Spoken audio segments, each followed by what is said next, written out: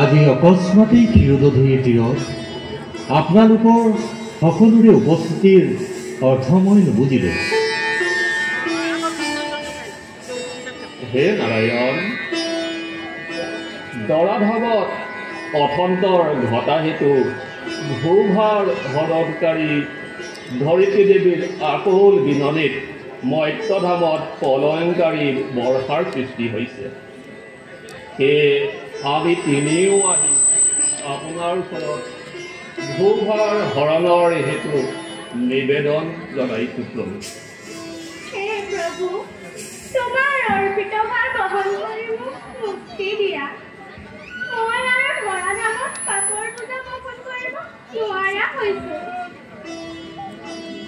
মই সৃষ্টি, স্থিতি আৰু প্ৰলয়ৰ তিনিওৰে গৰাকী হ'লেও ভূভাৰ হৰণৰ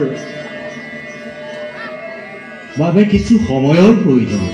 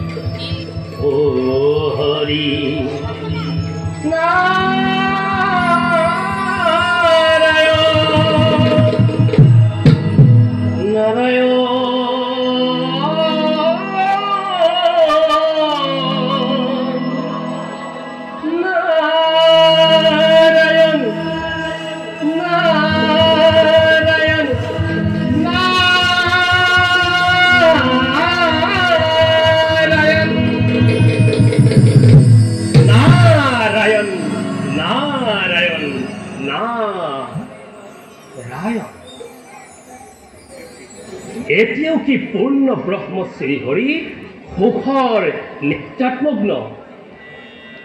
এতিয়াও কি ধৰিত্ৰী দেৱীৰ চকুৰ পানীৰে গোলোক ধামত প্ৰলয়ংকাৰী বৰষাৰ সৃষ্টি কৰিব পৰা নাই?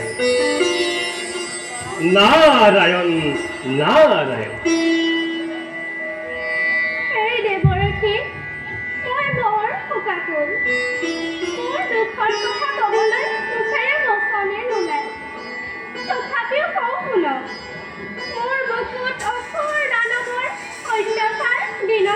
বৃদ্ধি পাব ধৰিছে।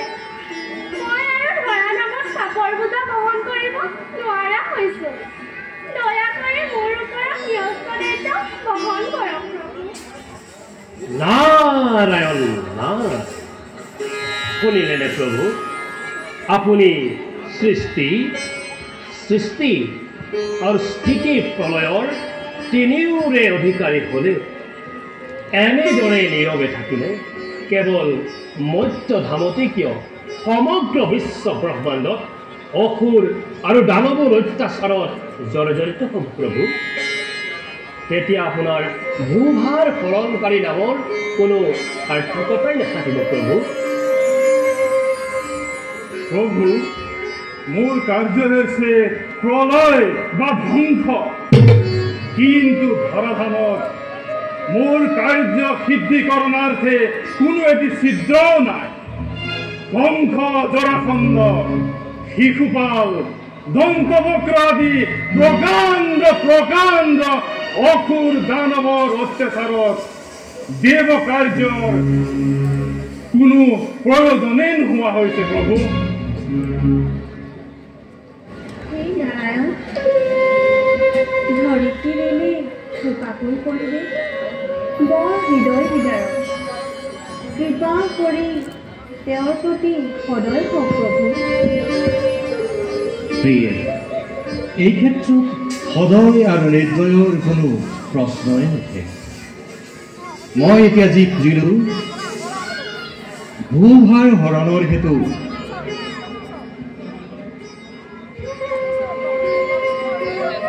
নিজেই পৃথিৱীত জন্মগ্ৰহণ কৰিম।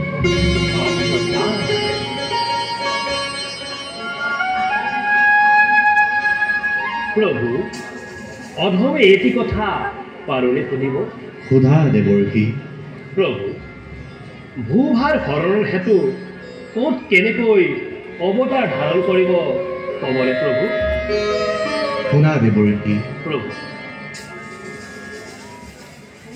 সুপ্ৰীতি, সুতপা আৰু প্ৰিন্সী দেৱীয়ে পূৰ্বজন্ম ঘূৰ্ত পুত্ৰৰূপে তুইব। গতিকে ভক্তৰ মনোবাঞ্ছা পূৰণৰ হেতু পুনৰ জন্মদম্মই দৈৱকীৰ কোলাত আৰু পুত্ৰৰূপে ৰোহিণী যশোদাই কৰিব পালন। কংসৰ ভয়ত বসুদেৱে পলুৱাই থবগৈ মোক গকুলৰ নন্দ যশোদাৰ ঘৰত। পালন কৰিব পুত্ৰৰূপে মোক জননী যশোদাই আৰু গকুলৰ গোপীসকলৰ লগত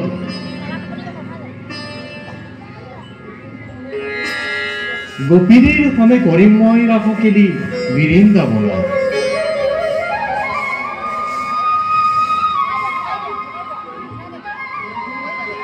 প্ৰভু, নকৰিবনে নিন্দাবাদ জগতৰ মানৱ সমাজে?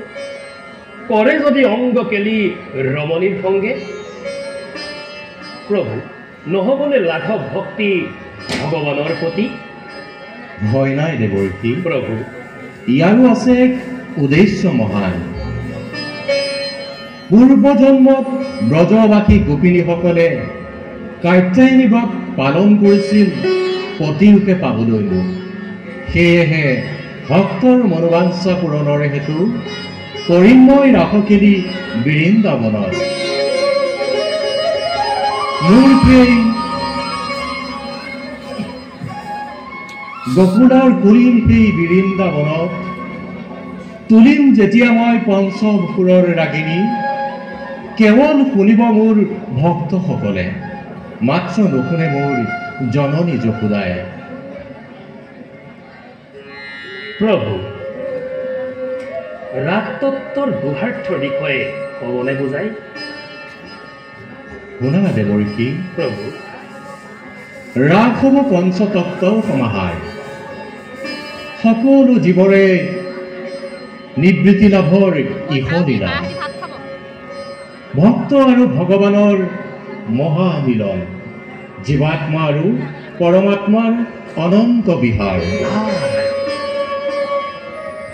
ভক্তৰ হোৱা আত্মাৰাম ভগৱানৰ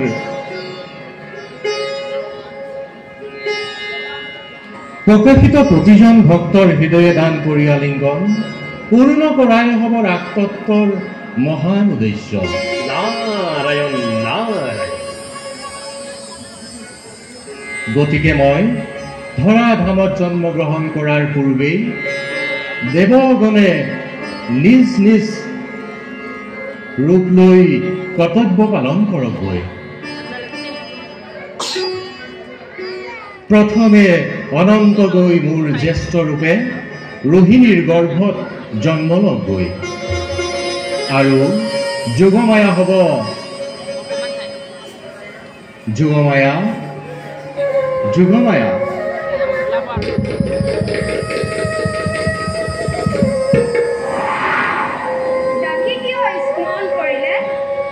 যোগমায়া তুমি মৰ্ত্যত যোগমায়া ৰূপে জন্ম লোৱাগৈ।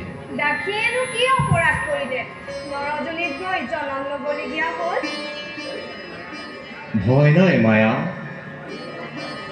আমিও ভূভাৰ হৰণৰ বাবে মৰ্ত্যত গৈ অৱতাৰ ধৰিম।